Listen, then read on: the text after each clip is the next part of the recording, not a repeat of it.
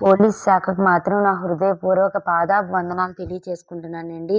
వాళ్ళు ఎంత చక్కగా ప్రతీదీ కూడా వాటర్ ప్యాకెట్స్ అందిస్తున్న దగ్గర నుంచి భక్తులు ఎటువంటి ప్రశ్నలు అడిగినా కూడా విసుక్కోకుండా ప్రతి ఒక్కరికి కూడా ఓర్పు, సహనంతో ప్రతి ఒక్కరికి సమాధానం చెప్తూ ఇంతమంది భక్తులకి ఎటువంటి ఇబ్బందులు లేకుండా, ఎటువంటి ఆటంకాలు లేకుండా వాళ్ళ గిరిప్రదక్షిణ దివ్యవిజయంగా పూర్తి చేసుకోవడానికి ముఖ్య కారణం అండి పోలీసులు. వాళ్ళ సహకారం లేనిదే ఎంత గిరిప్రదక్షిణ అనేది భక్తులు అంత చక్కగా చేసుకోవడం ఇబ్బందులు పడాల్సి వచ్చేది.